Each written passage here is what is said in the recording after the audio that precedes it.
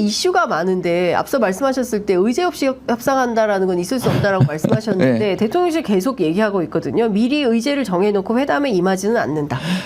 근데 진짜 정상회의를 하는데 어떻게 의제 없이 제발 좀 거짓말하지 마십시오 진짜. 왜냐하면 네. 정상회담은 모든 의제를 가지고 한미 정상회담의 경우 최소한 2주 아니면 3주 전부터 서로 맞춥니다. 네. 모든 문자와 구자를 다 맞추고요.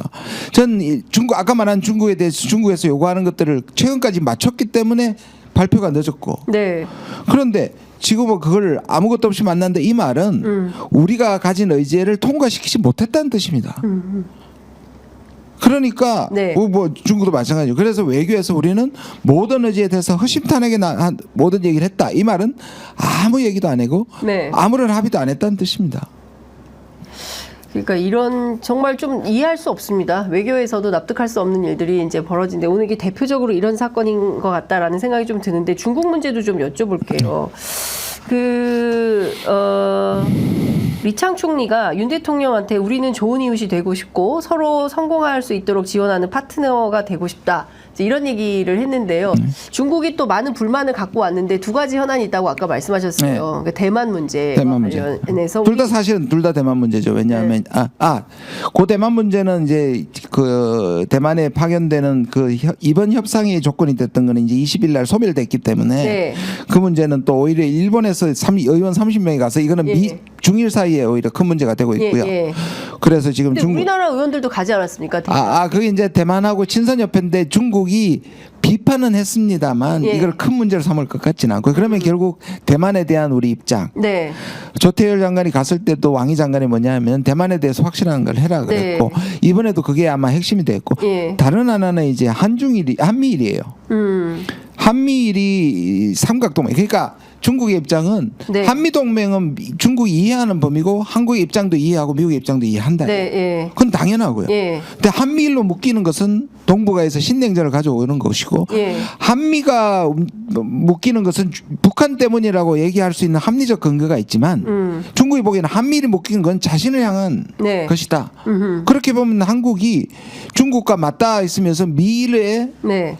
어떤 의미에서 그걸 임무를 역할을 받아서 중국과 대항하는 거 아니냐. 네. 이거를 하지 말아야지 한중 관계가 평탄해지는 거 아니냐. 중국은 당연히 요구할 수 있는 부분이거든요. 네. 그래서 중국은 얼마나 이것을 조심히 하느냐면 네. 북중러 3자 절대 안 모이잖아요. 빌미를 줄까 봐. 아, 그러네요. 북러는 만나도 중러는 만나도요. 예. 북중러 안 만납니다. 그러네요. 예. 진짜. 근데 한미일은 자주 만나죠. 자주 만나잖아요. 예. 그러니까 이 문제가 예. 이 말을 하는 거는 그리고 지금 서로 쏟아냈다고 하더라도 네. 우리는 많은 분들이 왜 중국은 총리가 나와서 격이 안 맞느냐고 얘기하시는데요. 네. 한중일의 특수한 것 때문에입니다. 왜냐하면 중국은 총리가 경제를 담당하고 한중일 사이에는 매우 예민한 문제들이 많으니까 네. 서로 그래도 잘 통하고 예민한 게 상대적으로 저는 경제에서 한번 시작하자고 했던 거거든요. 네. 그래서 한중일 잘 풀리면 이 삼국 협력이 잘 풀리면 이제 시진핑으로 자연스러워 넘어가는 네. 이거기 때문인데 지금 그래서 이 부분은 제가 보기에는 오늘 한중일에서 그렇게 예민한 문제 가지고 합의가 나오지 않을 것 같다라고 네. 생각합니다. 잠시 후에 공동선언문이 나올 것 같은데요. 공동선언문에 어떤 내용들이 포함될지 모르겠지만 윤석열 대통령은 어쨌든 삼국 정상이 매년 만났으면 좋겠다라는 입장을 좀 밝혔다고 합니다. 그러면 이제 그 소위 얘기한 동북아 3개국이 이제 이 지역의 어떤 평화와 안정을 위한 건데 중요한 포인트는 이제 한반도 비핵화에 대한 입장을 뭐 세게 표명을 한다는 건데요.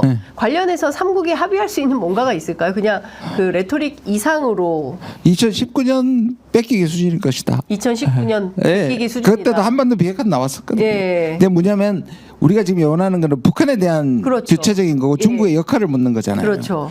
그다음에 이제 중국이 원하는 거 아까 말한 한미일 하지 말라는 거고. 네. 그다음에 문제가 공급망입니다. 공급망이 중국 디커플링 하는 거잖아요. 네. 중국은 오히려 FTA를 얘기했습니다. 그렇죠. 뭐냐 하면 중국이 자유무역을 얘기하고 있고 미국과 한미일은 공급망 그걸 위해 가지고 경제 안보를 얘기하고 예. 있다면 이런 문제들 예민한 문제 지금까지 아까 말한 아젠다 맞춰주지도 않았고 네.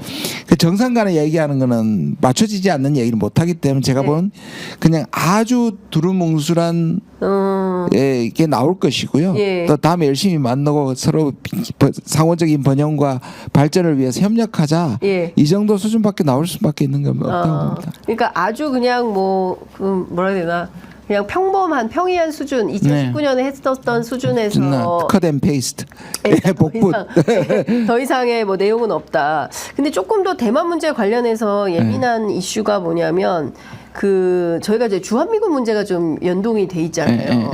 사실 대만 유사시에 주한미군 당연히 가야 된다라고 미국은 좀 생각을 하고 있는 것인데 그럼 우리는 진짜 그렇게 할 거냐? 대만 유사시에 우리도 갈 거냐? 일본은 뭐 가겠죠. 주일미군은.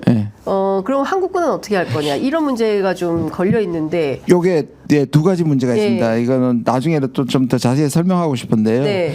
그러니까 주한미군이 개입되느냐, 한국이 개입되느냐 두 차원이 있습니다. 네. 주한미군 개입 문제는 노무현 대통령 때 이미 예민한 문제가 됐습니다. 그 당시에. 그래서 미국이 모든 것에 들어갈 수 없기 때문에 한국에 있는 주한미군을 활용한다. 이걸 전략적 유연성이라고 합니다. 그러니까 네. 전략적으로 유연하게 주한미군을 쓰겠다는 것이고 예. 그때 노무현 대통령이 이것도 위험하다. 우리가 대만에 개입이 되니까. 그렇죠. 그래서 굉장히 저했고 예. 나중에 겨우 합의해 준 게 뭐냐면 한국의 허락을 득한다라는 신사협정이 예. 그때 마지막에 결론은 났는데요. 지금은 이것을 넘어가지고 미국 쪽에서는 한국하고 일본이 개입되기를 원해요. 그래서 제가 그때도 말씀드렸지만 제가 국회에 들어가면 왜 우리가 전쟁 중인 한국이 유사시에 개입하냐 이거 안 된다는 거고요. 예. 두 번째 예. 주한미군과 주일미군도 들어가야 된다고 하는 것 이 자체도 군사 전략적으로 한계가 있습니다.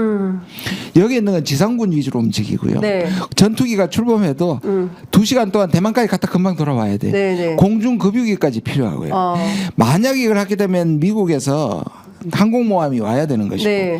항공모함이 오는 것도 사실은 중국에서 타겟이 되기 때문에 이게 전략적으로 쉽지가 않아요. 그래서 일단 저는 네. 그 대만 친구했을 때 개입에 할 때 군사적으로도 문제가 있고 저는 중국이 당분간 대만을 침로서 스스로 화를 자초한다고 생각하지 않거든요. 근데 이게 문제는 뭐냐면 정치적 담론으로 계속 이용된다는 근데 거예요. 왜냐하면 그 라이칭더 그 취임식 때 네네. 그 중국이 사실 막 전례 없는 대만 포위 시위 같은 걸 하지 네, 않았습니까? 네, 그리고 막 CCTV 같은데 보면 막 그 무슨 모의 훈련 같은 걸 막 하고 우리가 대만을 접수하게 되면 어떻게 한다라는 거를 막 방송을 내보내고 이게 뭐 국내 정치용일 수는 있겠지만 그래도 이렇게까지 무력 시위를 하는데 그에 대해서 또 미국은 뭐 특별한 조치는 없었어요. 그러니까 네. 저기 낸시 펠로시가 갔을 때도 했잖아요. 네. 그다음 지금도 하는 것이고 예. 이게 주권 문제이고 그래 이런 거죠. 중국 입장 우리가 때려도 때린다. 대신에 이거는 내정 간섭 문제다라고 얘기하는 거죠. 네. 그래서 무력 시위를 하는데 예. 안 때리는 것도 중국 주권이고 때리는 것도 중국 주권이라는 것을 세계에 계속 각인시키는 거예요. 그게 현명하냐는 우리가 뭐 현명하지 한 않다고 볼 번으로 수 있다. 강권의 네. 주의지 중국 입장은 그런 거고요. 네. 그래서 이게 오히려 미국이 소위 말하는 2027년 신화라 그래요. 프레임이라 그래요. 뭐냐면 중국이 대만을 칠 것이라는 게 미국 쪽에서 나온 겁니다.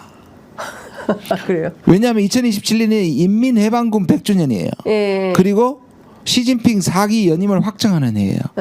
그러니까 미국은 뭐냐 이 두 개 때문에 칠 거다. 2027년에. 예, 중국이 경제도 힘드니까 예. 4연임을 정당화하기 위해서 할 예, 거다라는 순전히 미국에서 나온 겁니다. 근데 제가 보기에는 안 그렇습니다. 안 친다. 안 친다라고 봅니다. 저는. 중국은 대만을 치지 않는다. 근데 문제는 뭐냐면 중국 왜 이렇게 하냐 하고 한국 왜 이렇게 하고 미국 왜 이렇게 하냐 하면 예.